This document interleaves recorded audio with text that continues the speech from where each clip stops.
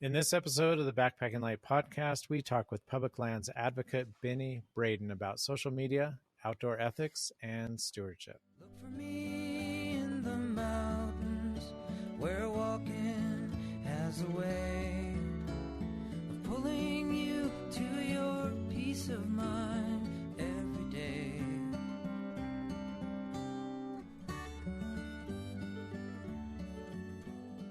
Welcome to the Backpacking Light podcast. I'm Andrew Marshall.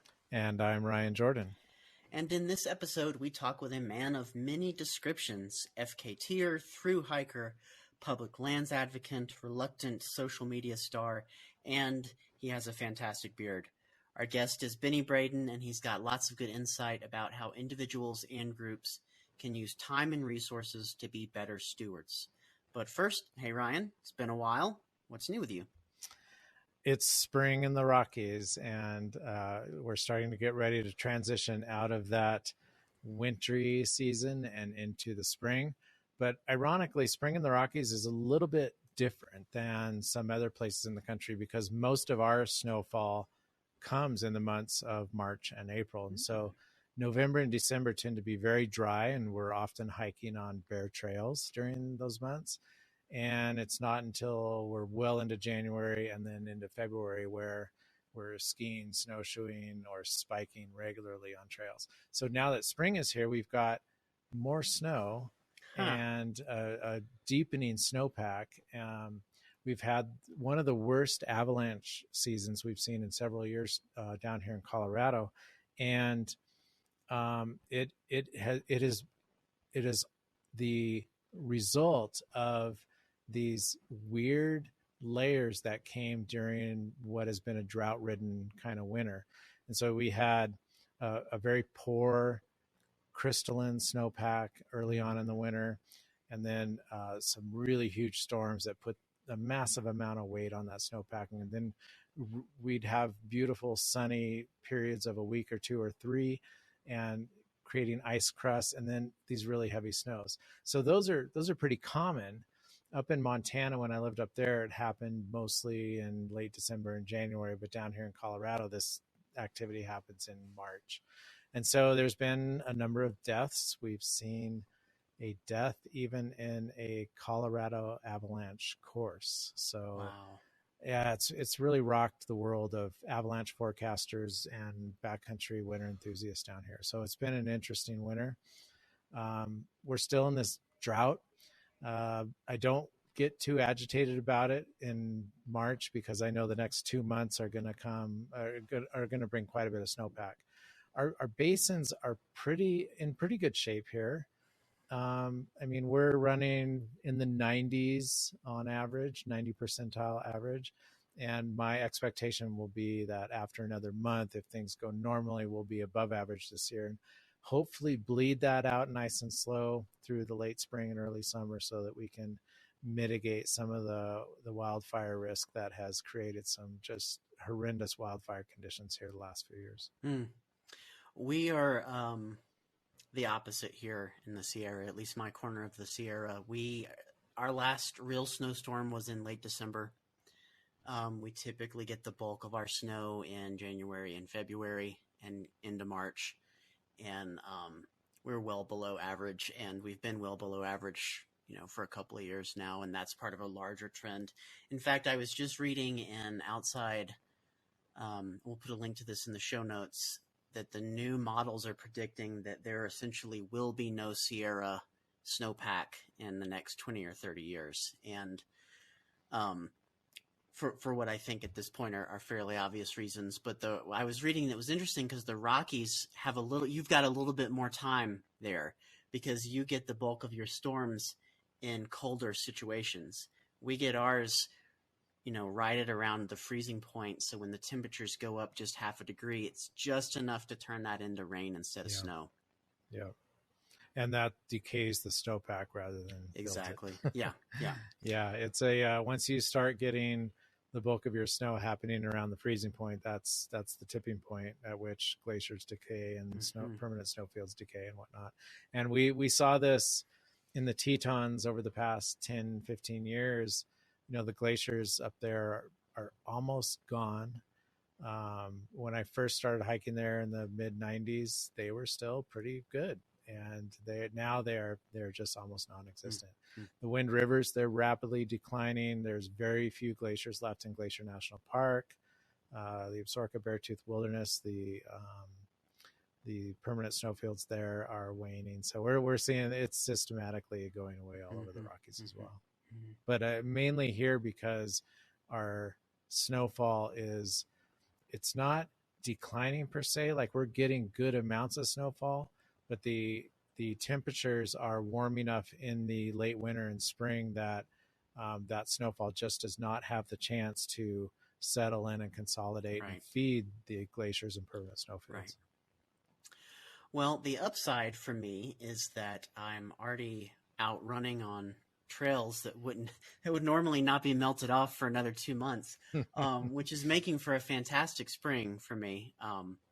It's gonna be a pretty scary August and September and October. So crossed fingers. But what this means is that I am already this year running into, to me, the least explainable example of littering that I know of. And that is when people take the time to bag up their dog poop, but they leave the bags sitting on the side of the trail.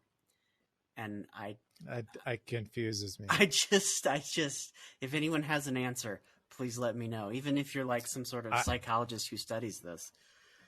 When I lived in Montana, this was prevalent on the trails near Bozeman.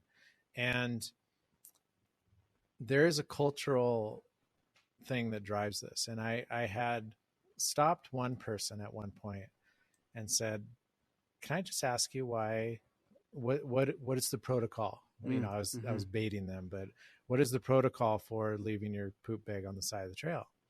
And he said, oh, I'm going to pick it up on the way down. Yeah. And I kind of rolled my eyes and thought, yeah, whatever. But I came back down, I was behind him and the poop bag was gone. He did pick it up. So I understand that. I'm not comfortable with it. It's you can pack it. Yeah. It's not a big deal because it's so easy to forget. Another woman I ran into said, oh, they'll pick it up. And I said, who will pick it up? Yeah. And she said, the people who take care of the trail. And I'm thinking to myself, we're the ones taking care of the trail. So, you know, in my head, I'm thinking, so do you want me to pick it up? But yeah, it's a really kind of fascinating thing. I have heard that there are places in some cities where this is etiquette, that you bag your poop, set it in an obvious location, and then the park maintenance person will come pick it up. But it's just not like that in the wilderness, and I don't understand it. Yeah, that when COVID started and we got a huge influx of new residents from the Bay Area mostly, this increased quite a lot. And yeah, that the only thing that I could comprehend was exactly what you just said, that they must have some sort of infrastructure there that is handling it, or there's not there either, and it just is, you know, it's bad. It's bad there too. They're inventing the infrastructure in their head. Exactly. But this kind of all leads into what is the thrust of our podcast episode today. We're talking to Benny Braden. We mentioned him in the last long podcast that we talked about when we got into our conversation on vandalism. And I really enjoyed having this conversation with him. So why don't you go ahead and fill us in on who he is? You bet. Benny Braden is a thru hiker. He's a public lands advocate. He's vice president of Save Our Smokies, and most recently the founder of an organization called Responsible Stewardship, which is a nonprofit or pending nonprofit focused on increasing public awareness around public lands stewardship, including engaging the public in volunteerism for trash and vandalism cleanup, and in promoting the responsible use of social media when it comes to tagging public lands. And we're going to talk about these topics and so much more. And with that, let's dive right into our interview with Benny Braden.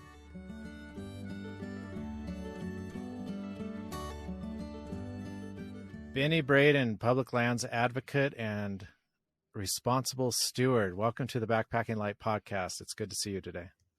Thank you for having me. It's great to be here. So I want to talk. Let's open up today by asking you. I want to know what your journey has been from hiker to somewhat of a celebrity in our community to a public lands advocate. Talk us through all that. Uh, well, back in 2015, well, to go back even further than that, I grew up in East Tennessee, right on the edge of the East Tennessee Valley in the Cumberland Plateau. My grandparents lived right on the very edge. On a clear day where we have little humidity, which is hard to find here in East Tennessee, you could actually see from the Cumberland Mountains over to the Smoky Mountains, clear across the valley. And that's where my grandparents lived right on the edge of a cliff line. And I spent a lot of time just playing in the woods and stuff like that. And then growing up, that just kind of continued. I would fish, we lived pretty close to a creek. So I spent a lot of time, fishing. And then as I got into my teens and, and all that, I kind of got back into backpacking, started getting into backpacking at that point. And spending some weekends, some trips. Matter of fact, my senior spring break, I spent in the Big South Fork backpacking while everybody else went to Panama City or wherever. Um, but once I kind of got in my 20s, I started doing first responder work. And so that took me away from the woods for a long time. And in 2014, 15, somewhere in that neighborhood, I started getting back in the woods, going back and revisiting, the weekends, doing little short trips, and then they gradually got a little bit longer, and just started doing these smaller through hikes as time went on, doing, 100, 200, 300 miles, maybe taking work off for a little bit, and spending some time just backpacking the whole summertime, going through and like whenever we did the Uinta Highline Trail, I did the long trail just before that and the JMT, then the Uinta Highline Trail. So I do that ever so often. Last summer I took off and done a bunch of hikes, but just kind of doing that. And the celebrity thing I think came from just, I did the Smokies 900 miler. I did the FKT and for that one, I did it 2 times in a row and I held the FKT for 3 years. 4 years if you're counting, almost 4 years if you're counting from the very first one. But I did it twice in a single year. So that's 900 miles each time I did it. So that's 1,800 miles just inside the Smoky Mountains and going pretty decent, at a pretty decent clip. But I guess that's where the celebrity quasi status came from or whatever.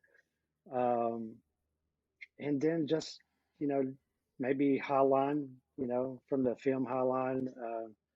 I was in Through the Great Southwest, that Outdoor Evolution uh, produced and made there during that same time frame. Um, but yeah, that was that. And then as far as the advocacy thing, whenever I made a stop at Max Patch back in 2020, fall of 2020, and I was doing like a little TV show over in Asheville, and my friends wanted me to, come out and help them out with that. So I did that, and on my way back home, I figured, well, it's been a while since I've been to Max Patch. Let's just stop and camp. We should say that Max Patch is, before you get into your story here, we should say that Max Patch is a very heavily trafficked, very popular spot in that area, right? Yeah, yeah. Max Patch is an easy location to get to. You can drive Mm-hmm. right to it. It's about a half-mile hike up to the bald. Very heavily trafficked, very heavily abused. There's no infrastructure other than a forced road going up to it and a very small parking lot. And that day that I was there, it just happened to be a frat party from the University of Tennessee occurring there. A lot of colleges, all the kids couldn't do it on campus, so they were finding locations to do it. So there ended up being like 400 plus students camping on top of the bald that night, and it sounded like a party all night long. But when I got there, there was already so much trash, and the party hadn't even started yet. And um, the next morning, it just didn't look recognizable. Um, so after that, I continued to go up once a week and remove trash. I remove a truckload of trash for 9 weeks. Um, Abandoned camping equipment like tents, sleeping bags, things like that. A lot of TP, um, just a lot of garbage, a lot of filth. Um, it was pretty sad. So, we started advocating for the Forest Service to do something, and along with Carolina Mountain Club and many others, were were advocating for some change to be made there. And so now we have a 2-year camping ban and 2-year no campfires, no camping, no groups over 10, no drones, and if you have a dog, it must be on leash. And it's closed 1 hour after dark, and it reopens 1 hour before daylight. But, but yeah, that actually was the moment that really changed it. I started reconsidering on what am I doing to contribute to this? What have I done? Have I, geotagged a bunch? Have I hashtagged a bunch? Some of these locations. Have I done my part to educate? And, you know, or am I just out there exploiting public lands and all for a little quasi fame or whatever? So it really just made me step back and want to like educate myself on the impact that I'm making and what am I doing to contribute to this. And it was life changing. Was following you on social media before. I remember when you posted about that event in your life, and it was really interesting to watch you from an outside perspective sort of transition from just a hiker that I was following on Instagram to someone who was using their platform really thoughtfully and impactfully. It was really obvious that you were going through something, that you were having kind of a moment, and really kind of uplifting to see you take a tool that has, I think a charitable use of the word would be negatively impacted the outside community, and sort of turn it into a tool for good. Yeah, I mean, social media, has played a negative role on public lands, but I believe it can play a positive role as well. And it's a tool. Businesses use it, organizations use it every day to communicate with customers or followers or whatever. Um, and I wanted to explore that. How could I still use this medium? Because I honestly was ready to walk away from all of it because I felt like I had contributed in a negative way to that point. And honestly, I had completely, with my YouTube channel, um, with social media, I had sponsors. I was always doing these gear pictures and stuff like that and repping brands and the exploitation of public lands or even geotagging and stuff like that was never even on my radar. I mean, nowhere. If you mentioned geotagging at that point, I would have had to ask you what it was because I had no idea. I just knew it was a location option on Instagram that I could click to tell people where I'd been or where I was at. And, and that was it. I was encouraging people to come check these places out. But I wasn't telling them what they needed to know whenever they got there. I was completely just, hey, Max Patch is a beautiful place. You need to come here. These sunrises, sunsets are just absolutely amazing. But I wasn't telling everyone that, hey, there's no restrooms. You need to plan accordingly. There's very little parking. You need to plan accordingly. You need to get there early. Don't park on the road. You're going to block the traffic. And if an ambulance comes by and needs to get someone, because there's people that live up on that road, then you could be held liable if something medical, if the medical situation gets worse, that they can't get medical attention.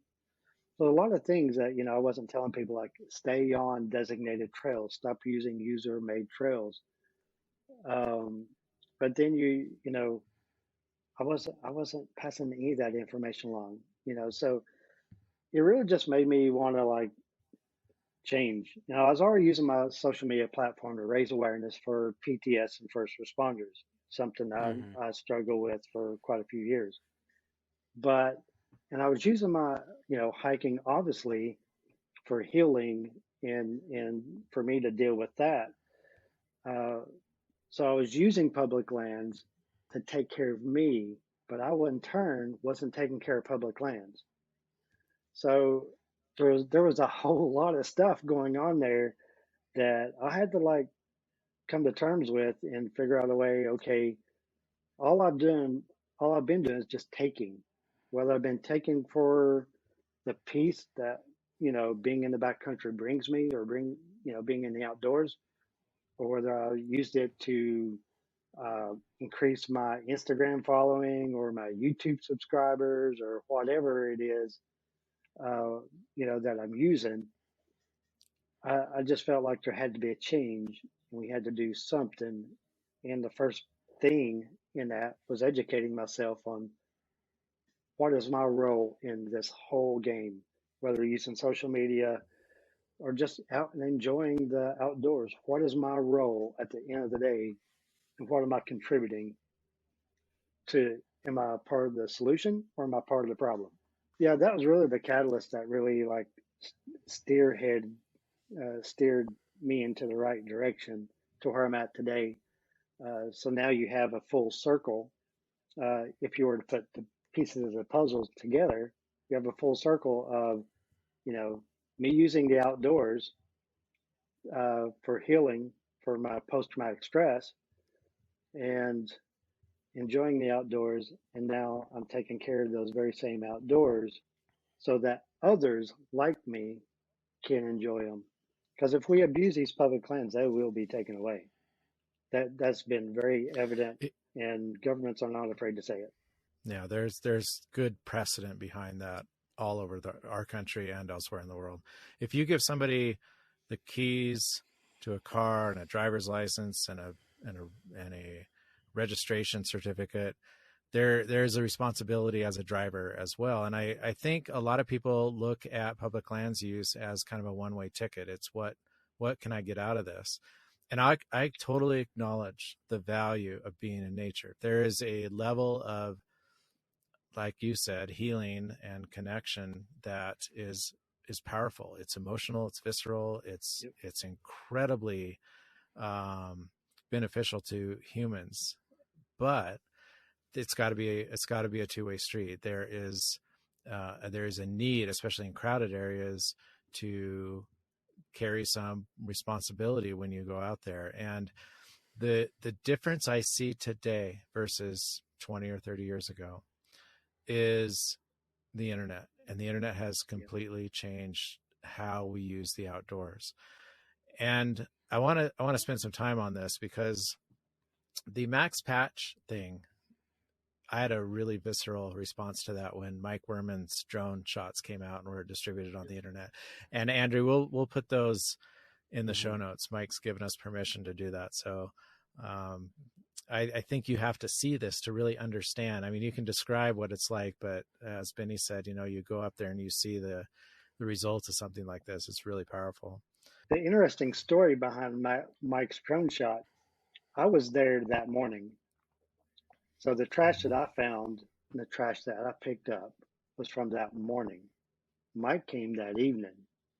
So people had already been there for 24 hours almost, you know, Yeah. camping, or at least 12 hours by the time he got there.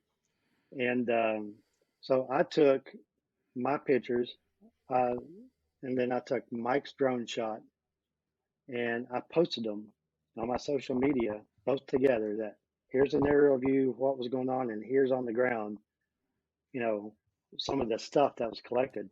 That post reached over 1 million people. It's the only post I've ever had that ever went viral. And so me and Mike are connected forever. Me and Mike are good friends. I love that guy. And That's awesome. but yeah, it was just, it was shocking. So even though you get 1 million subscribers or 1 million hits on a post, the following week we were going to have a cleanup to address this. Only 12 people showed up. Uh, out of the million that was outraged, uh, you know, there was local TV interviews from North Carolina and Tennessee, radio, newspaper, Backpacker magazine. Everybody was carrying the story. Only 12 people showed up for the cleanup, and we end up getting more. And I guess you could say that was the seeds. You know, after the Okay. whole 9 months, I'm kind of jumping around a little bit. Um, the just talking about Max Patch, the whole after I got done picking up trash for 9 weeks, that was roughly October, November 2020. I got connected with Save Our Smokies just like a week or two after they got started. And they were actually still just a private Facebook group whenever I came along. Um, and then we started our focus on the Smokies. But being part of the Smokies, we being able to set up an agreement with the Pisgah National Forest Service to be able to go in and take care of graffiti, take care of trash removal, and help with any maintenance there at Max Patch. And in addition to that, every August or last August, maybe July, at the end of National Forest Week, we did a huge cleanup. We had almost 60 people show up to this cleanup at Max Patch. And on top of the patch, we were cleaning out all of the fire pits. There were fire pits 5 feet from each other. We rehabbed over 45 fire pits on that little piece of land up there. And what we Wow. did, we cleaned all the trash out, tilled the soil, took native grass seed growing right next to the pit and sowed that grass seed. And now most of those pits, there's grass growing in those pits now. They've been rehabbed. You'll still see somebody up there camping from time to time, but you know, overall, uh, it's a big improvement. And usually, Forest Service they do a really good job of catching people up there and send them on their way. But but yeah, that was a little story about Mike's ground shot. I thought was fun. We want to circle back around to social media towards the end, but I Mm-hmm. think it's going to be really important to set a stage for that conversation. Yeah, Um, you're you're you're involved in private charity and work with federal agencies. So how does this practically work? This is I mean, I've worked with nonprofits, I've worked with federal agencies.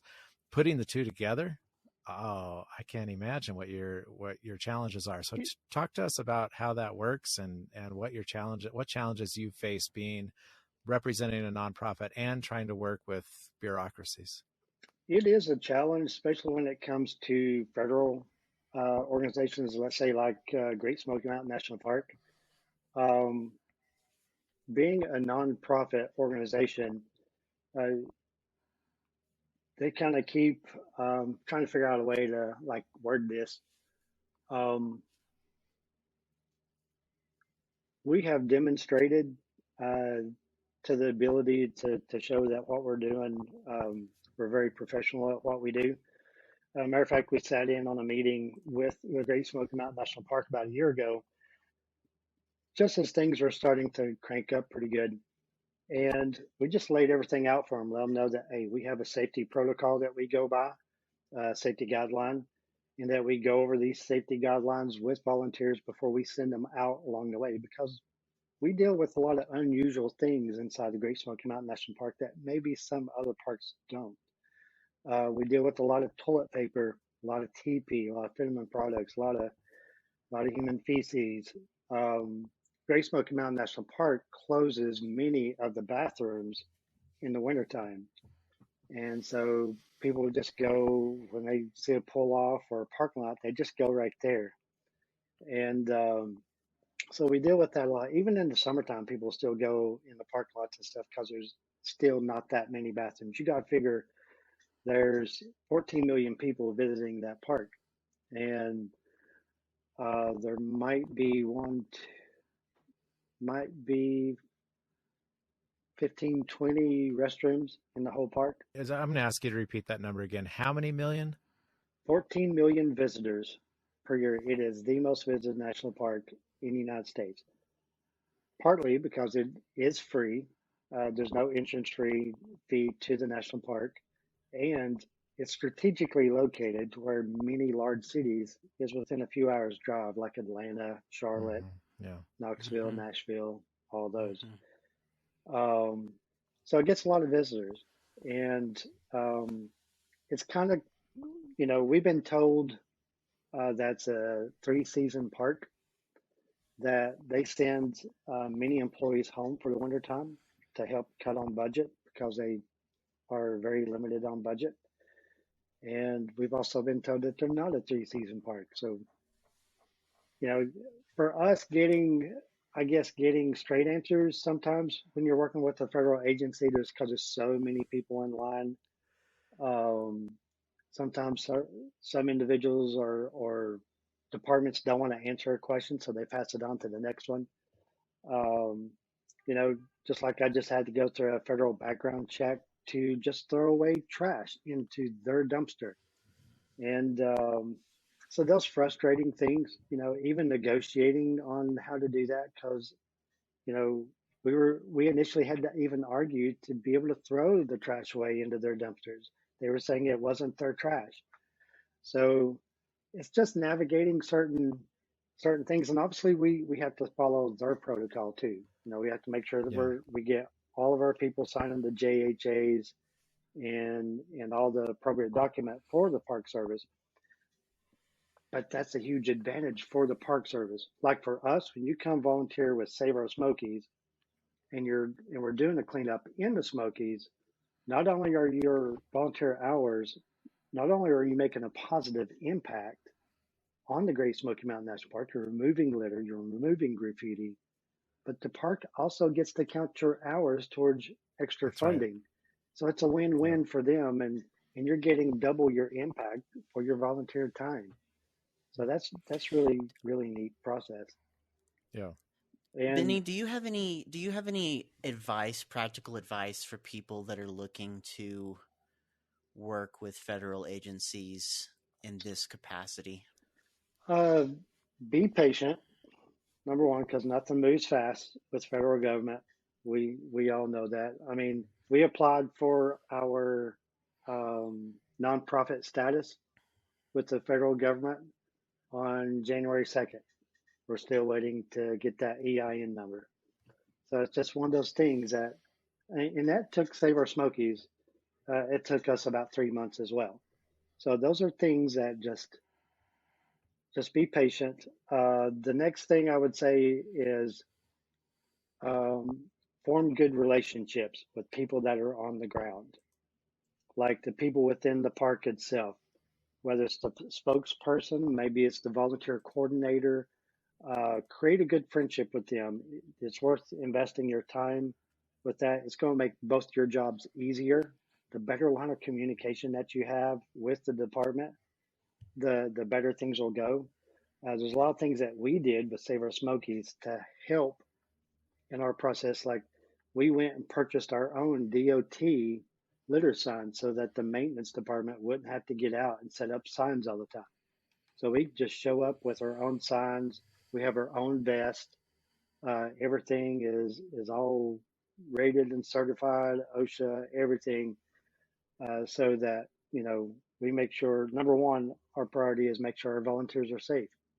And whenever we went in on that safety or on the meeting with the Park Service, we went over our safety guidelines, and our safety guidelines were more stringent than the Park Service safety guidelines. And that went a long ways to them knowing, okay, these guys know what they're doing. They're going to take care of this. Um, Writing safety guidelines was one of the things that I did whenever I was a first responder with one of the departments that I was with. So that it came natural for me to be able to write some of these things for what we were doing. But also just, you know, you know, number one, communication, create those relationships with people in the department on the ground, but also show that you're not trying to be that department. Like you're not passing yourself off as a representative of the Smokies, because you're not. You're a completely separate entity. and that you're just here to help them, and and and that's what our goal has been when working with the Smokies Park Service. We try to keep in touch, let them know what we're doing, when we're doing it, and what we're finding. You know, we've requested for quarterly meetings. That hasn't been approved yet. We would like quarterly meetings because we would like to give you up to date information so you know where your problem areas are inside your park so that you can address it. Maybe you might need to send more staff that way or request more funding from organizations like Friends of the Smokies to help with certain projects that are needed in those areas. So we try to be eyes on the ground too and try to let them know, hey, there's a problem here. You know, you guys might want to be addressing that, you know, before it becomes a big problem. Um, but yeah, as far as state government runs completely different. State government, my experience with responsible stewardship working with Tennessee State Park System, um, it's a difference of night and day. Really good, easy communication. Communicate via email, social media messaging quite easily. When we're there, they help dispose of the trash. We don't have to do it. A lot of times they'll give us, you know, a discount to the snack bar so we can have a meal afterwards, or even give us free ice cream or volunteers. Um, and you know, just little things like that. Sometimes maybe a free campsite for help organizing a cleanup, and it's just a different ball game. You know, you're dealing with a different type of government. You're dealing with state government versus federal government. Benny, you've mentioned a few times so far the Save Our Smokies organization. Tell us exactly what that is, how you got involved with them, and then I know you also wanted to talk about your other organization, which is Responsible Stewardship. So you can tell us a little bit about that too. Yeah, we'll do Save Our Smokies first. I got involved with Save Our Smokies in November of 2020, and a good friend of mine, Jerry Willis, uh, is the founder. Him and his wife Darlene are the founders. I came along like a week, 2 weeks later. They were a private Facebook group. Uh, I joined it and sent basically a friend request to all my friends, and we had five. I think we had 12 people on there initially when I got on there, and we had 500 people within like 24 hours. And we had a conversation that, you know, maybe a private Facebook group isn't the best thing for this. Maybe we need an open Facebook group or a page so that people can share what they're finding and what they're doing and what they're doing about it. So we changed that to a Facebook page at that point. It wasn't very long. You know, we started hitting close to 1,000. And it was very evident that we needed to take the next step, and that was forming a nonprofit. And Jerry took care of all the legal side of that growth area. You know, during that first year, maybe first year and a half, Jerry really spearheaded all the legal side of it because not only did you have to use an attorney to file for your EIN number for a nonprofit, but you also had to file with the state of Tennessee and then with Facebook so that people can use it for a Facebook fundraiser kind of deal, and then to be able to start applying for grants and things of that nature. So he's taking care of a lot of or almost all of the legal side of that. Um, I was as soon as we hit nonprofit status, I was voted in as the vice president. Also used to coordinate a lot of our events. I don't coordinate so many of them anymore. We've changed to a different format. I'll kind of talk about that here in a second. But initially, I would plan a lot of our cleanups. I still run our Instagram. Jerry does the Facebook. We both have capabilities of doing both. Um, I've kind of like stepped back just a little bit to let Jerry take over a little bit more there because I'm having to focus on the RS stuff.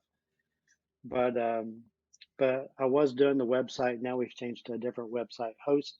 And so now he's taking care of the website. So he's taking more of a hands-on getting some of those things that I used to do where now my hands are full with doing responsible stewardship stuff. But I'm still very involved with the Save Our Smokies. In fact, we're planning an April 23rd cleanup to celebrate National Parks Week, but also to celebrate Earth Day. And this is a whole park-wide cleanup. Never been attempted before in the history of the Great Smoky Mountain National Park. And it's got a lot of moving parts, but I've been spearheading that one, and it's actually been since fall of last year where started putting a little pieces together. And then after the first year, we kicked it in high gear, and it's going to be a cleanup from 8 o'clock to about 2 o'clock. Then 3 o'clock to 6, we're meeting at the Tremont Institute inside the Great Smoky Mountain National Park, and we're having free food, beverages, and live music to celebrate. And our goal is to collect 5,000 pounds in a single day. And that's a lot, but we've actually recovered 3,000 pounds in a single day last year, and we only worked half a day. And that was just with maybe 50 volunteers. We already have 150 volunteers signed up for this event, and registration ends on April 1st. So I'm confident we can meet our goal. I know the trash is still out there. There's so much trash inside that park, off sides of the roads. It's not even funny. It keeps building up. Matter of fact, there's 300 and something miles of roadway inside the Great Smoky Mountain National Park. Some of them are closed seasonal. Some of them are closed permanently. But we never got to cover all the roads because we kept having to go back and hit those trouble areas that keep becoming a problem over and over and over. But yeah, Save Our Smokies is a nonprofit organization based out of Knoxville, but we serve the Great Smoky Mountain National Park and the surrounding areas. We also have an agreement with the Pisgah National Forest over in North Carolina to help out with Max Patch. And we've even helped out, fellow organizations around us with different little cleanups that they're doing, whether it's Keep Blunt Beautiful or Sevierville Beautiful or even Knoxville Beautiful. And Save Our Smokies will also be helping Responsible Stewardship on one of our cleanups this year as well. We like to do partnerships if we can get all these organizations involved. And right now we got organizations from North Carolina and Tennessee joining in on this Great Smoky Mountain Spring Clean event on April 23rd. And it's going to be a great opportunity for the park. You think about all those hours, and they're going to be able to apply that. The park is going to be able to apply for extra funding for that. That's amazing. And then you figure 5,000 pounds removed in a single day. That's even better. So I want to jump in here and ask. I mean, this is really encouraging to hear that you guys have this goal of getting 5,000 pounds of trash out of there, but it's also incredibly disheartening to me that there's 5,000 pounds of trash out there. Why? Is, especially since last year we removed 10,133 pounds of trash off sides of roads last year alone. But it's still there. I mean, we go back to the same areas and it's there, like the Foothills Parkway that goes along the outskirts of the Great Smoky Mountain National Park. It's governed by the Great Smoky Mountain National Park. A lot of locals use it as a dump site. So we'll find queen size mattresses, shower stalls. We found a clothes dryer. I can go into details of some of the craziest stuff that we found that just blows your mind. And it just keeps happening again and again and again. And one of the things that we do, I would be ruminating over and over about why this is happening. Is this cultural? Is it societal? Is it the Park Service doesn't have enough enforcement or budget? It's a mixture of all what's going on here? The Park Service has under 30 LE rangers, meaning rangers that can write a citation. Mm-hmm. They have under 30. Yeah. Typically, I've been told it's like 26. Typically, you see about 2 to 3 on duty at a time. Now, the park is split between 2 different states, and they're actually operated separately. So the North Carolina Rangers never come across to the Tennessee side, vice versa. And so typically Oh, I there's did a not know that. ranger, maybe two on the Tennessee side, and then one, maybe two on the North Carolina side. And there's less roads on the North Carolina side than there is on the Tennessee side. So it gets less impacted than the Tennessee side. But they're just not where they need to be when all this is going on, and they know of activity occurring. We were told by a ranger that if they went to this particular location on every Friday night, they could arrest at least 15 people for DUI because they're just sitting in the parking lot Oh my drinking goodness. and throwing out their beer cans and beer bottles. Hmm. But they don't. But, whether it's administration telling them not to or whatever. We've seen people parking in the road, like on 441, like their vehicle, their license plate be on the white line or that far into the road, backing up traffic for miles. They got out of their car and went hiking because there was no parking space inside the parking lot. They just parked on the side of the road. Hmm. So you got stuff like that. It's also culture. It's also just way people were brought up, and it's the big piece. I keep telling people this. The big piece is a lack of integrity in our society. People are going to do whatever they want Hmm. when nobody's looking, and they don't care. We see Yeah. that. We see a Yeah. reflection of that on social media every day, and it's no surprise that all this still unfolds. I mean, there's big problems with people getting their Cadillac converters cut off their vehicles whenever they're parked at trailhead in the Smokies. It happens almost once a week or once a month or something of that nature. Wow. So there's a lot of problems. There's a lot of vandalism, a lot of stuff like that going on. Whether it be people marking or spray painting walls, stone walls, or even just carving into 100-year-old cabins that are not replaceable. So Hmm. it's just a mixture of all that. It's very frustrating to see. Benny, I was going to try to wait until the end of this podcast to ask you this question, but I feel like now is a good time to ask it. Are you encouraged or are you discouraged by the last few years of your life? And the reason I ask this is because I used to live in Ohio and we would go hike in the Cuyahoga um, Yeah. National Park. It's one of the newer national parks. And the Cuyahoga is famously the conservation success story, right? Like it caught fire in the 70s. Now Mhm. you can eat the fish out of the river. And I'm Yeah. wondering if how you're feeling. How are you feeling right now about all this? Um, our parks need better funding. The Great Smoky Mountain National Park, the reason it's a free national park is whenever the state of Tennessee and the state of North Carolina purchased those lands to give to the federal government to create the Great Smoky Mountain National Park, many landowners uh, made a request that be free, that the park be free, so that people can, their descendants can come and visit, the homesteads or whatever freely.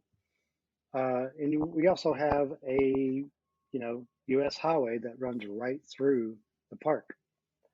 And uh, my understanding of how all of this works, like I said, you got the state of Tennessee and North Carolina. They're like totally different. State of Tennessee put it in a charter that, no fee could ever be charged to enter the Great Smoky Mountain National Park. My understanding is the state of North Carolina never did that. So they don't charge because the Tennessee side doesn't charge. But in order to change the charter, it'd have to go before the Tennessee legislature and then go to the federal government. And it has mixed reactions here. You got some people uh, that use the Great Smoky Mountain National Park that you think they're trying to like give their grandmother, you're trying to give their grandmother away, they will fight you tooth and nail if you mention fee or anything of that nature. And there's many locals that are like, no, we need a fee because, you know, this is putting wear and tear on our roadways of all these people coming in. And, you know, it's tough enough to get around town. And then you have like, overall 14 million people in a year period adding to your roadways, wear and tear. And, um, It's hard to go out to eat somewhere without most restaurants being full and just things of that nature. And and they're tired of the vandalism. They're tired of all the litter and the trash. And oh no, it's just one of those things that is very frustrating. Let's transition into your organization, Responsible Stewardship. Tell us what it is, why and how you formed it, and where you're going with it. Yeah, Responsible Stewardship basically was birthed at Max Patch. I just didn't know it then, with all the cleanup stuff. And little by little, it just started growing. And you can kind of see, like, if you look at the Save Our Smokies logo, you'll see Responsible Stewardship inside that. That's how, I helped design that logo.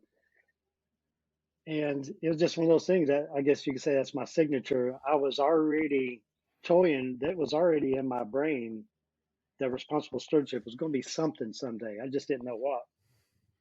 We started out, doing like the Erase the Trace challenge, where each fall we encourage individuals to get out and clean up a spot, tag us and post it on social media. Each location is an entry.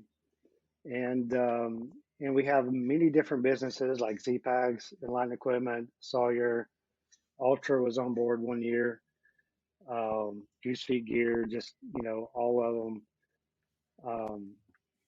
And they give away, they provide gear. You don't have to follow those companies. You don't have to tag them. You don't have to jump through a bunch of hoops for this giveaway. It's just, we want to see you picking up trash. Number one, we want to see what you found and what you did about it. And that's where that was just kind of like started growing. And it became very evident that that Responsible Stewardship was going to be bigger and need to be more. And I got to see that I could actually do more if I'm a nonprofit, especially getting in with the state of Tennessee or any other park system. It's easier for us to maneuver and stuff if we're a nonprofit versus if we're individuals.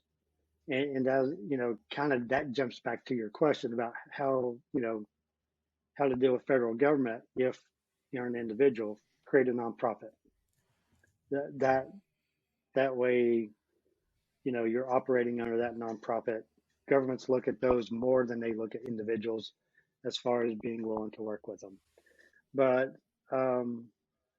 so yeah, I made that decision late last year to turn Responsible Stewardship into a nonprofit, and right now we're just waiting on our EIN number. And it's kind of, unfortunately, when you're dealing with federal government, it's a wait game.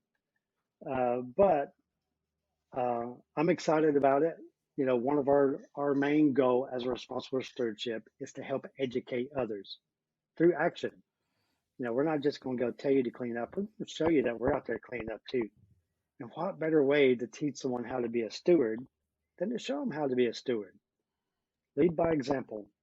And I don't sit behind a desk during the day. I'm a licensed electrical contractor by trade, so I'm out running my business during the day,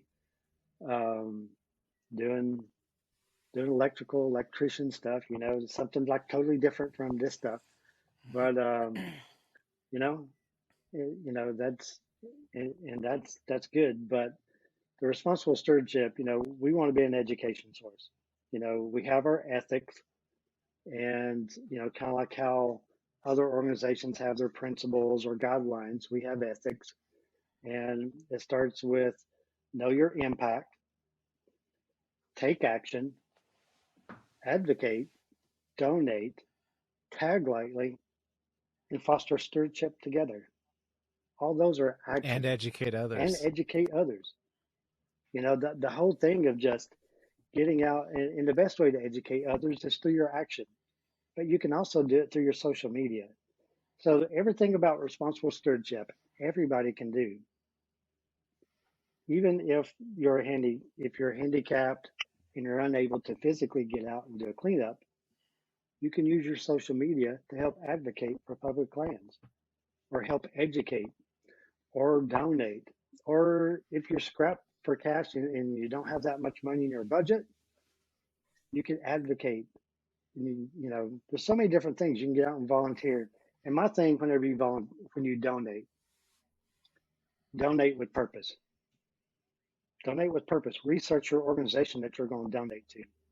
How much of their money goes actually to back out to public lands? Are they a giant organization and most of the money is going into administration or cover other costs or something like that?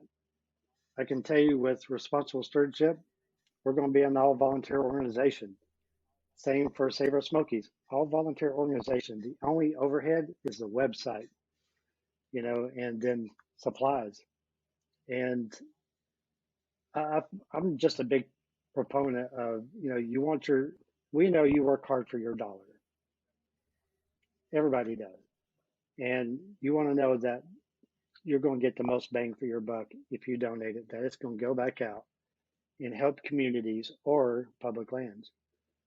And that's one of the things about responsible stewardship that's a little bit different than some of the others, is we're also about communities. We just did an illegal dump site yesterday, and we picked up 764.9 pounds yesterday. And, you know, that was an illegal dump site on the side of the road here in my county. And that stuff is no longer there. You know, either some of that was even like 8 gallons of used oil. So I took that to the recycle center, got that recycled. Some of it was mattresses, so we took that to the center for that, and then the rest of it was just trash. One of it was an old couch that had been there so long it had disintegrated to the point that we were able to bag it up, like put it in garbage bags. Wow. That's how long it had been there. So, and then we also removed like 10 hypodermic needles. So we removed those. We carry like a sharps container. I was an EMT for a decade or so, so we know how to deal with those. But yeah, we removed all that, and also 5 tires.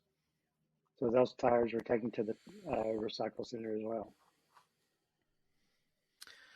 That's fantastic. I am so excited that an organization like this is popping up. And I, you know, there's a lot of nonprofits out there that are regionally focused, Save Our Smokies being a great example.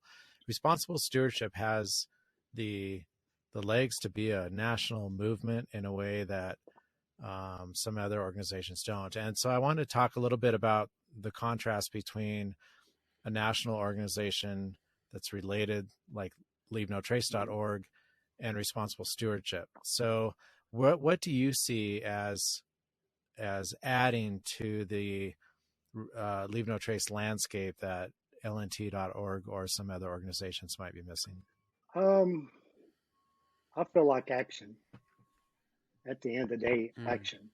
You know, being out there, cleaning up, you know, and maybe use more positive language.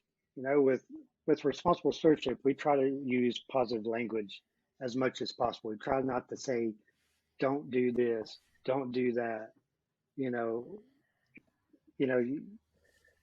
to me, you get a better result if you're using positive language, positive reinforcement. You know, you always catch more flies with honey, you know, than the alternative. But oh no, I feel like maybe some changes in language, maybe action. People like to see organizations out doing something, you know, other than just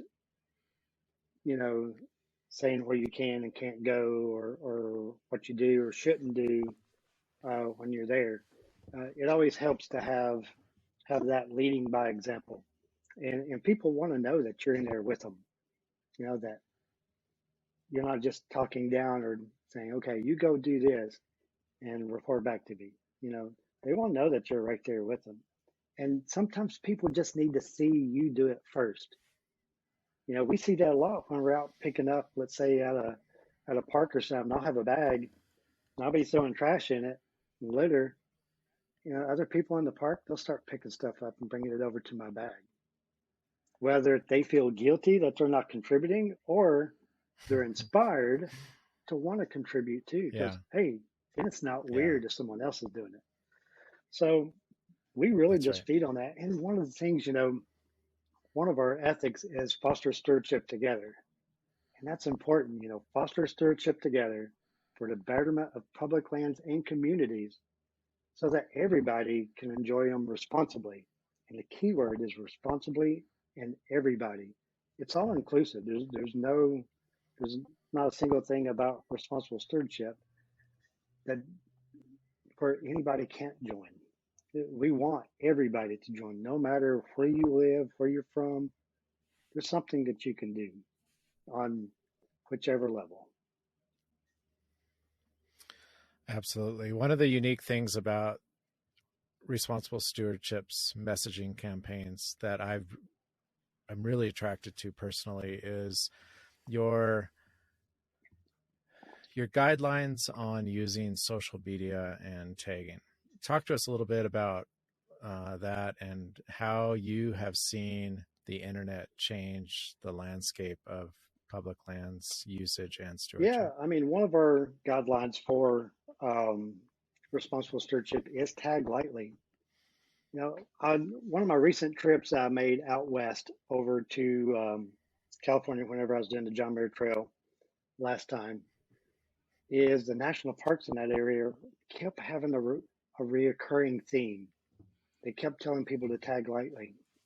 They'd just have all these notes or all these, like you'd have these sheets that would be outside the backcountry ranger station that kind of give you the news of something in the area. They kept saying several other things they kept saying, but one of them was, please tag lightly. And one of the things that we've seen, obviously, with MaxPax is a result of over tagging a location, especially a specific location. And if the monolith in Utah taught us anything, is that tagging a location does have a negative consequence, whether people want to admit it or not. And that goes back to another thing. If the national park is telling you to tag lightly, they're owned by the federal government. The federal government and the National Park Service does not make a quick decision on anything. Like they'll study it to death. If they're telling you to tag lightly, then they have the data to back it up to say that, hey, when you tag a Mm-hmm. location, it can have a negative consequence. Whether, you know, the there might not be enough infrastructure in that location, may not be enough bathrooms, may not be enough roads or parking lots, or certain areas may be closed certain times of the year and they can't handle any more visitors. And so there's a lot of things that, tagging can create. I had a follower mentioned the other day, I did a post and they said it perfectly. They said one tag can equal to many treads. Because, there's other organizations that tell you, hey, tread lightly, things like that. But if you take that concept, one tag can lead to many treads. Whenever you post something on social media, how many people are looking at your post and saying, hey, I want to go there? And then they go there That's and right. they tag it too. And then their friends go. Before you know it, it could be hundreds or thousands or whatever. Um, so it's something to keep in mind whenever you're tagging something. To me, geotagging, best way I'd describe it. Geotagging makes as much sense as you geotagging your house, opening the door, and leaving. You wouldn't do that. So why are you doing it with public lands? Why are you doing it with places that you supposedly love? You would never do that because you don't trust the people that would come to your house when you're not there. Why do you trust the people who are going to your favorite park or your favorite spot in the park? Do you trust that they're not going to vandalize it, or you just don't care? That's the best way I can describe geotagging, and hashtagging has the same effect. I tell people if you just feel compelled that you just cannot resist the urge to geotag, to use that geotag option on Instagram, put the state, put the state, Yeah. you know, that to me, if you just feel like you can't hit that post button without a location on it, put the state. don't put the specific park or whatever. Even Great Smoky Mountain National Park, I don't know how they're going to handle any more than 14 million people, especially with the infrastructure being the Oh way my it is. goodness. Yeah. There's a counter argument that I want to give you the chance to respond to, because I feel like some people are probably gonna think of it, which is that not tagging is a type of gatekeeping that keeps people who traditionally are have not been welcomed into the outdoors from experiencing the things that some of us, because we grew up in it or we were welcomed into it, sort of confined organically. Do you have a response to that? Um, Actually, I have a T-shirt that says Gatekeeper Society. Yeah, I've been called Gatekeeper so many times. Actually, I started an Instagram account called Gatekeeper Society, and it's kind of funny though. But a side note to that, you can actually go to responsiblestewardship.org, go to our bonfire account, and you can buy a Gatekeeper Society T-shirt. You know, we had a logo made for it and everything, and all those 100% of the funds that are raised from that shirt goes to Max Patch, goes to the Carolina Mountain Club to care for Max Patch. And that's why we initially designed that shirt as a way to raise money for the care for a spot that's being like overly exposed, overcrowded, over tourism, over, negatively impacted. But um, yeah, I don't mind the whole gatekeeper. I think people definitely have taken a word and made their own definition for it. Mm-hmm. Me and Darwin over at Outdoor Evolution, we did a whole episode on this podcast, on the OE podcast. I think it's like number two, the second podcast, or maybe number three, but we did it on gatekeeping. And, and, we talked about that very subject. I feel like as an advocate for public lands, you have to be a level of a gatekeeper. I mean, the National Forest Service, they're a gatekeeper. National Park Service, they're a gatekeeper. If you really want to go under the context of what gatekeeping really means, to keep someone out of something, there's gates. You have to pay admission. You have to, do whatever. They control who goes in and who doesn't go in. But as far as the whole, people call me a gatekeeper because I'm not going to share a location. It's, I think it's silly. I think the whole, you know, gone away are the days of using maps or doing research or planning. Heaven forbid we plan to, where we want to go next. Um, the society today feels like they got to have instant access to everything. But at the same time, if you ask some of those individuals, hey, where'd you stay last night? Where'd you sleep? Where do you live? They won't tell you. Why not give me where you've been if you want to know where these locations are? And to me, it's the same thing. I don't think, I don't know. I think that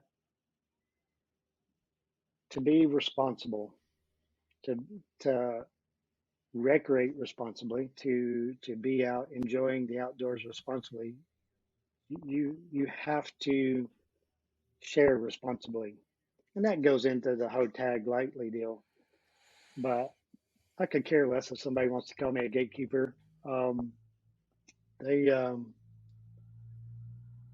I've had a lot of fun with folks in the past having conversations about that very subject, and I don't put any like weight in it or anything like that. I just think they're trying to guilt me for not sharing where I'm at, and that's the thing. I don't use the location option on social media, but occasionally you'll see me. I'll write it in my Mm-hmm. post. I want you to look it up. I don't want you, I Mm-hmm. just don't want to Mm-hmm. hand you the GPS coordinates and all that. But Right. for everybody that's ever messaged me and said, hey, where's that at? I've messaged back and we've had a great conversation because it's given me the opportunity. That opens up the door for me to have a conversation. Mm, I can tell you to make mm, sure that, hey, make sure you stay on this main trail because these side trails look official, but they are not. And they are closed and you'll get fined if you're in that area. Or that, hey, you know, there's an endangered species of bird that nests in this area. You need to make sure that you stay out of that area. And please, you know, tag lightly. Try not to tag. You know, if you got to tag this location, put Tennessee or North Carolina or wherever the place is. Um, just make sure people are respecting it. Make sure people know there's no restrooms. You know, or if there's an issue, just like at Max Patch, there's a water source down below the hill where you can get water. But up on top of the patch, just above it, people are using bathroom like there's no tomorrow. And all that is like washing down into that water system, down into that water source. So you can tell folks, hey, don't get water from there. You know, plan ahead, bring your water, whatever. It gives you an opportunity to have a conversation and let them know that, hey, you know, you know, tag it lightly. The effects of geotagging are having negative impact on our public lands and public spaces.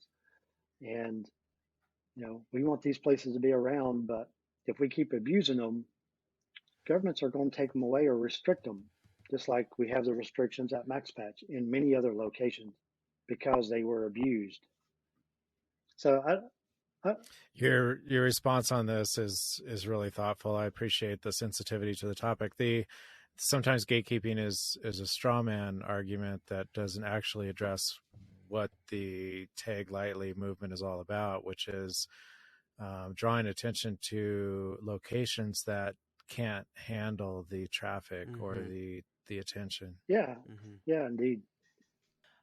Benny, this has been a great conversation. I just wanted to check with you. Is there anything um, that you really wanted to talk about today that you didn't get a chance to bring up?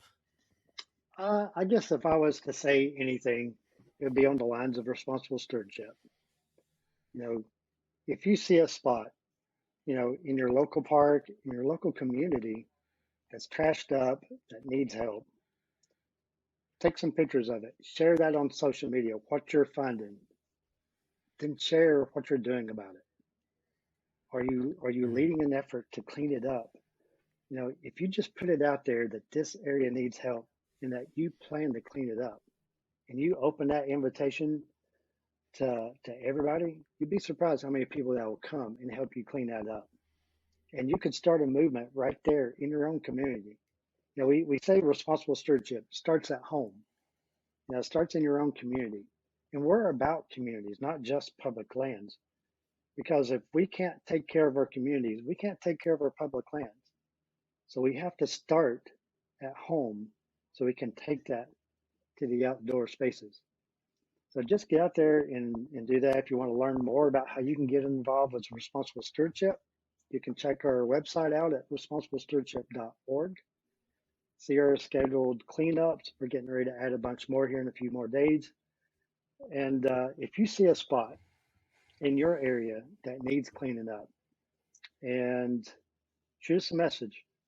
We'll figure out a way to maybe try to partner with you on helping you clean that area up or give you the resources that you need to get started on that cleanup.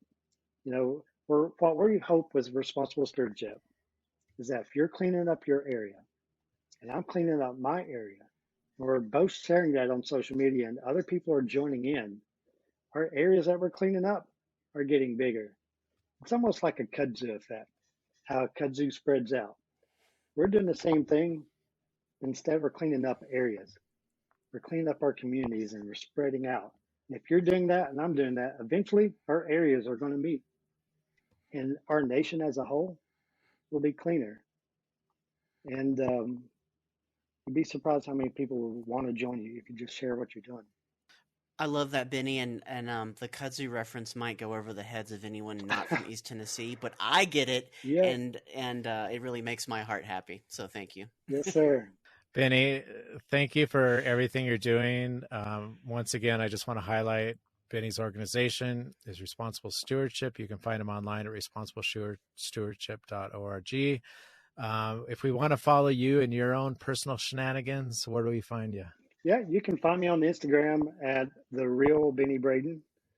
I spend a lot of time on Instagram. As far as if I post, I'll just share it over to Facebook or whatever. I really don't ever get on my YouTube channel anymore. Um, but there was a time that I did, but I just kind of let that, what revenue that channel makes, donate it to Save Our Smokies. So that's the That's only reason fantastic. that's the only reason I keep it up, just as a little revenue source for SOS. Great. All right, Benny, thank you very much for spending time with Backpacking Light today. We appreciate you and everything you are doing. Thank you so much for the opportunity. I really appreciate it.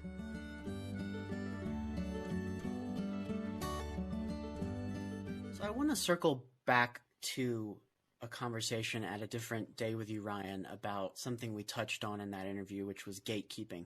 And I asked Benny a question about that for pretty specific reasons, and I think that the conversation deserves some more nuance than we have time to go into right now. So I want to put a pin in that and come back to it. But in the meantime, the question that I kind of have in my head is kind of a global question, like a big picture question, is if I am as a hiker am concerned about impacting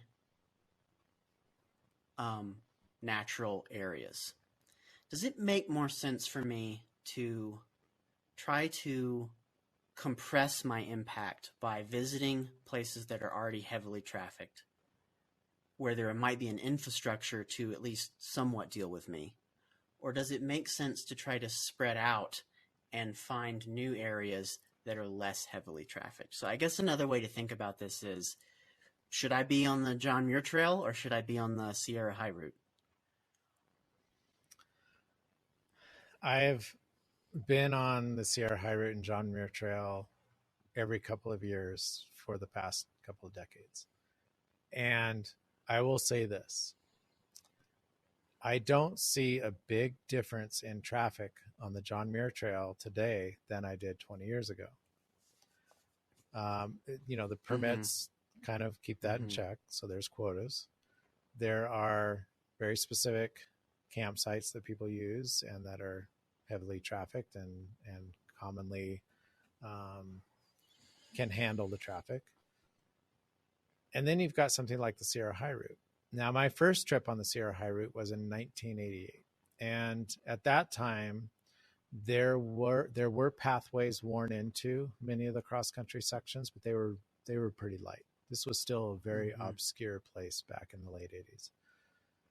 The last time I went there a few years ago, it was so dramatically different. In fact, a few years ago, I did the section I did in 1988. And it was like night and day. There was a trail in place. And where in 1988, I did this 100-mile section and saw 3 other parties. And this was in, summer. And when I did it a couple of years ago, I saw almost 50 other parties. So there's a difference there. And so I'm not sure that you can say, should I spread out in places like the Sierra High Route, because now there's a guidebook about it. There always has been. There is the internet, which has exploded traffic on the Sierra High Route because it is such a gorgeous route. But there's the Sierra High Route goes through an area where the permitting system in terms of allowing quotas of people into those areas is similar, but the ecosystem is much more fragile than the John Muir Trail. So the John Muir Trail, you've got a tread, you've got trail maintenance crews, you've got toilet infrastructure, bear bagging infrastructure, things like this. And so the Sierra High Route has very little of that. And it's just become, there's a tread there now. I'll liken it as well. I've talked about this route specifically on the podcast before, and that's the Wind River. We'll call it the Wind River High Route. There are several iterations of that. But again, 10 years ago, a Wind River High Route did not exist outside of someone saying, I would like to start hiking at Green River and come out at Big Sandy. And there was a variety of different routes you could take to do that. The combination of the Highline and Fremont trails and then off-trail travel. So now we've got the internet, and there's been a couple of different quote-unquote Wind River High Routes published. And the last time I went there a few years ago, it has completely changed the face of what it's like to walk cross-country in the Wind Rivers now. It's an extraordinarily popular route. There are no permits, no quotas. There's no regulations in place to help keep that route in check. We found trash on the trail, a ton of people, and I'll say a ton of people relative to what I'm used to, which is never seeing anybody. And so it's difficult for me to wrap my head around the idea that we should all just spread out, which is good. But spreading out, if all of us spread out into the same sensitive alpine areas or desert areas as everybody else, then all of a sudden we are creating an impact on places that the place can't handle because there's no infrastructure, no permit system, things like that in there. So it's an incredibly challenging dynamic to navigate. I don't know. Yeah, and I mean, I intentionally framed it as kind of an either or question to see what you would say, but it's in reality it's more complicated than that. And my own personal experience with this issue is like Benny. I'm from the same general area of the world that Benny is, and there's no going off trail in Eastern Tennessee. I mean, once you do that, you're doing the Barkley marathons basically. Like, it's insane. There's no reason to do that. So when I came out west, I was shocked that there even was such a thing as off-trail routes. Like, that had never even occurred to me. So there's also just a different mindset about what it means to concentrate your impact, I think, depending on what part of the country that you're in. Yeah, for sure. We run our trekking program up in the Absaroka Beartooth Wilderness in Montana, and are pretty cautious about publicizing our routes up there. And I know Knowles has done a pretty good job with this in the Wind Rivers as well. They're very careful about not, posting these things online too much.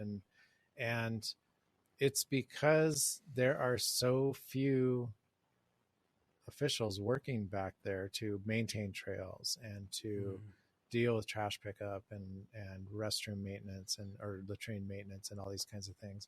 And Benny hit on something that I thought was incredibly important when he talked about tagging lightly. Really try to understand the impact that the area you're tagging could have if it received an influx of however many people, twice as many, 10 times as many. Clearly, the Sierra High Route is a little bit overpopulated. The Wind River High Routes are definitely overpopulated. A place like, and you've been on a couple of trips with me in the Absaroka Beartooth Wilderness that travel through incredibly fragile ecosystems that could not handle a group of even 12 people without doing some damage for a while. Yeah. And again, even that's a nuanced issue because are my 800 Instagram followers, if I say, I'm going on a trip to the Smokies and I post a picture from the Smokies, is that going to make a dent in the 14 million visitors that the Smokies already receives? Probably not in my case, but I think that there's just general best practices to abide by that kind of is sort of one of those things that if we all do, maybe it'll move the needle a little, collectively speaking. Yeah, social media is one thing. The internet is another because the internet's searchable. And so it's not hard to type in a place name in a wilderness area anymore and discover trip reports about that place. Now, there's still a few hidden gems out there, but it would be naive for us to think that they're going to stay hidden forever. And it's also probably, I don't know, being an internet publisher, I've had to wrestle with this issue for a long time, and I still do. I don't have a precise answer for it. Yeah. Well, I'm sure we will continue wrestling with this. We do. We talk about it every now and then anyway, so I just anticipate that will keep happening. This does actually lead nicely into the next thing that I want to talk about, which is we have another member Q&A coming up, and it happens to be about route planning. So why don't you tell us about that? Right. So this podcast will publish on Tuesday, March 29th, and this Thursday, March 31st, we will have a Q&A at 7 p.m. Mountain Time. You can access this Q&A via the backpackinglight.com website. Just go to the homepage and you'll see the latest article will be linked to the Q&A. If you're logged in as a member, you'll have access to this. The Q&A will focus specifically on the fundamentals of route planning. Now, we have a trip planning masterclass as well in our online education program. That is a very comprehensive course. There's about 9 hours of instruction in it.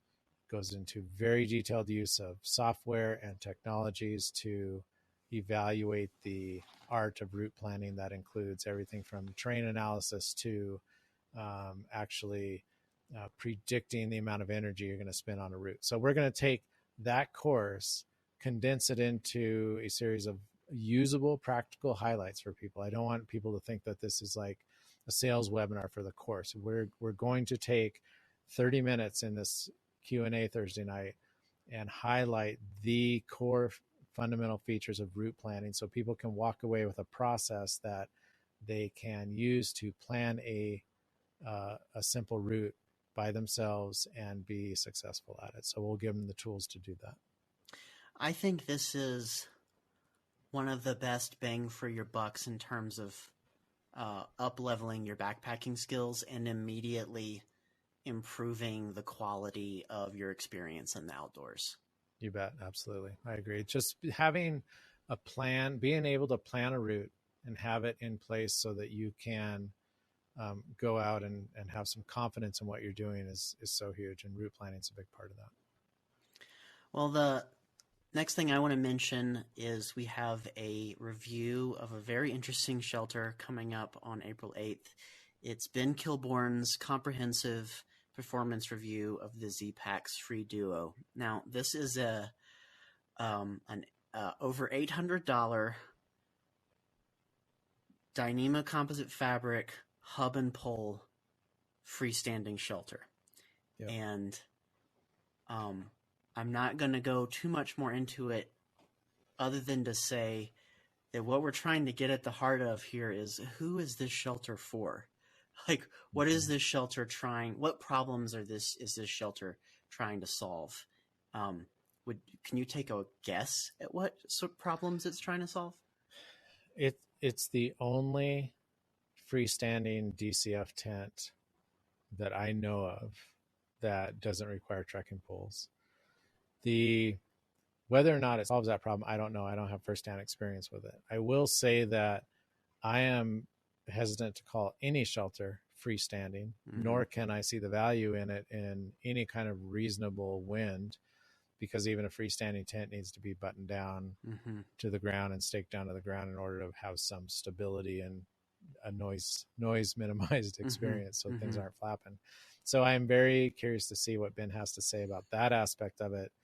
The other issue is we see Dyneema composite fabrics used in a lot of flat panel shelters that are tarp-like or tarp tent-like and pitched with trekking poles. We don't see a lot of these with curved pole configurations like this one. So I'm curious to see how the panel cut and sew is matching up to a curved pole structure, because Dyneema doesn't stretch much.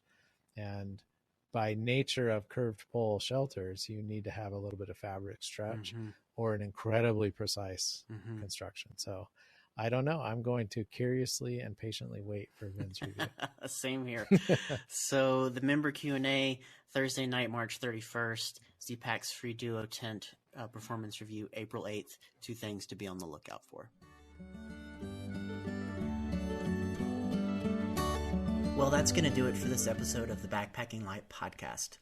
The Backpacking Light Podcast is advertising free, thanks to the membership fees paid by Backpacking Light members. A backpackinglight.com membership gives you access to 20 years of archives, forums, and online courses. And don't forget, if you're an unlimited member, you'll get the video version of this podcast for free as a part of your membership. So please consider supporting this podcast and become a member right now at backpackinglight.com/membership. You can download the show notes for this episode at backpackinglight.com/podcast. And if you enjoyed this episode, please leave us a review. It does help other people find the show. Thanks for listening to the Backpacking Light Podcast. I'm Andrew Marshall. And I'm Ryan Jordan. And if we can leave you with one parting message, it's this: pack less, be more, because lighter is better. Happy trails, everybody. So I shoulder my backpack, walk away from the car.